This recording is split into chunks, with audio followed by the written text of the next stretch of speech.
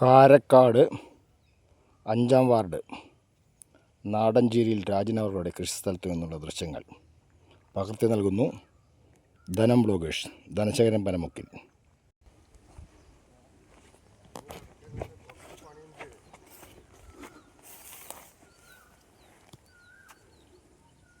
വെള്ളം പൊട്ടിച്ചിട്ടല്ലേ?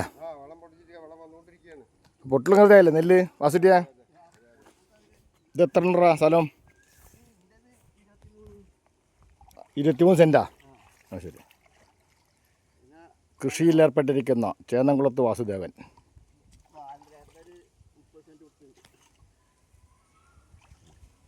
നാടഞ്ചേരി നാറാത്തേൽ രാജൻ.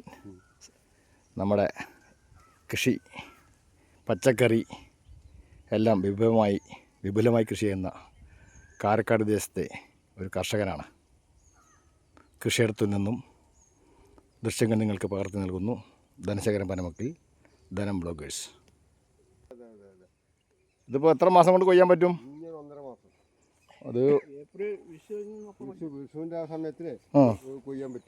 വിഷുവിൻ്റെ മുന്നേ കൊയ്യല്ലേ? അത് മെഷീനല്ലേ ഉപയോഗിക്കുക? അത് ഒരു ഏക്കറിന് എത്രയാണ് രൂപ? അതിന് 2400 രൂപ ഒരു ഏക്കർ അല്ലേ? 2500 അല്ലേ? അപ്പോൾ ഒരു ഏക്കർ കൊയ്തിട്ട് ചാക്കിലാക്കി തരും. ശരിയാണ്. ശരിയാണ്. പിന്നെ ഉണക്കിയിട്ട് ചാക്കിലാക്കണം അല്ലേ? ചേന്നംകുളത്ത് വാസുദേവൻ, നാറാത്തേൽ രാജൻ. കൃഷിയിടത്തിൽ നിന്നും നേർക്കാഴ്ചകൾ. ഇതെന്താണ് വിത്തിൻ്റെ പേരെന്താണ്? ഉമല്ലേ? ഇവിടെ എല്ലാവരും ഉമ തന്നെ. ഇത് കൃഷിഭവനിൽ നിന്ന് കിട്ടുന്നതാണോ ഈ വിത്ത്?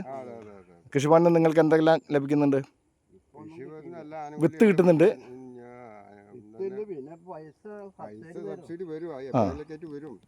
കിട്ടുന്നുണ്ട് അല്ലേ? ഒരു ഏക്കർക്ക് 4000 അല്ലേ? വെള്ളം പറ്റിക്കുന്ന പൈസ മതിയാവും അല്ലേ? എത്ര രൂപയാണ് ഒരു ഏക്കറയ്ക്ക്? ഒരു ഏക്കറയ്ക്ക് 3000 അല്ലേ? പിന്നെ ഇപ്പം നമ്മളിവിടെ പുതിയതായിട്ട് എല്ലാ ഭാഗത്തും ഇഞ്ചൻ മോട്ടർ വയ്ക്കാന്നൊക്കെ പറഞ്ഞിട്ടുണ്ടല്ലോ, എന്തായി? ഷെഡ് കെട്ടിയിട്ട് CD അടച്ച് കണക്ഷൻ എടുത്ത് കിട്ടും അല്ലേ? ഒരു 5-6 പേർക്ക് ഒന്നിച്ചിട്ട് ഒരു സ്ഥലത്ത് നിന്ന് അല്ലേ പൈപ്പ് ഇട്ടിട്ട് നനയ്ക്കല്ലേ? അപ്പോൾ സർക്കാരിൻ്റെ ഭാഗത്ത് നിന്ന് സഹായങ്ങളൊക്കെ ഉണ്ടല്ലേ? അതെ, അത് ഈ മോട്ടർ അവർ തരുന്നതല്ലേ കൃഷിഭവൻ? അതെ, സൊസൈറ്റിയിൽ നിന്ന് തരും അല്ലേ? ഇപ്രാവശ്യം നമ്മൾ ഈ എമ്പത്തേരി പാടത്ത് എത്ര പേര് കൃഷി ഇറക്കാതിരിക്കുന്നുണ്ട് അറിയോ? ഏകദേശം ഒരു 90% ചെയ്തിരിക്കണം അല്ലേ? ഇപ്പം എത്ര ഒരു കിലോ നെല്ലിന് 29 രൂപ കിട്ടുന്നു? 28-20 ശരി. അപ്പോൾ എന്തായാലും 29ൻ്റെ അടുത്തുണ്ടാവും അല്ലേ? എന്തായാലും അടുത്ത മാസം, ഒരു മാസത്തിനുള്ളിൽ കൊയ്യാൻ പറ്റും അല്ലേ? അല്ല, നെല്ലൊന്നും വലിയ കുഴപ്പമില്ലാതിരിക്കുന്നുണ്ട് അല്ലേ? തുറാണത്തിൻ്റെ അറ്റത്ത് മാത്രമേ കുറച്ച് കൃഷി ബാക്കിയുണ്ട് അല്ലേ? എന്തൊക്കെയാണ് നിങ്ങൾക്ക് ആനുകൂല്യങ്ങൾ? സഹകരണമൊക്കെ ഓക്കെ അല്ലേ? വെള്ളം വരുന്ന ചാലിൽ കൂടെ. പിന്നെ എന്തെങ്കിലും മാറ്റങ്ങൾ ആവശ്യമുണ്ടോ? കിട്ടിക്കഴിഞ്ഞാൽ എല്ലാം റെഡി അല്ലേ? പിന്നെ ഈ ചണ്ടി എടുക്കൽ കാര്യങ്ങളൊക്കെയാണ് പ്രശ്നം അല്ലേ? ഈ തൊഴിലുറപ്പുകാരെ കൊണ്ട് നമ്മൾ പാടത്ത് പണിപ്പിക്കുന്ന സംവിധാനം ഏർപ്പെടുത്താൻ പറ്റുവെച്ചാൽ സുഖമല്ലേ അല്ലേ? അതൊരു അഭിപ്രായം. അവരെ കൊണ്ട് പറ്റുന്ന പണികൾ അല്ലേ? ഇവിടെയൊക്കെ മാടുക, അങ്ങനെയുള്ള വരമ്പ് വയ്ക്കുക, അതൊക്കെ അവർക്ക് ചെയ്യുകയാണെങ്കിൽ കർഷകർക്കൊരു നല്ലതായിരുന്നു അല്ലേ?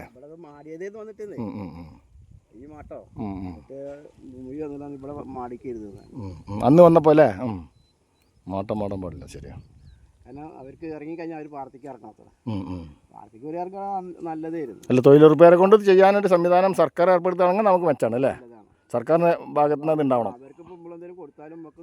അതെ.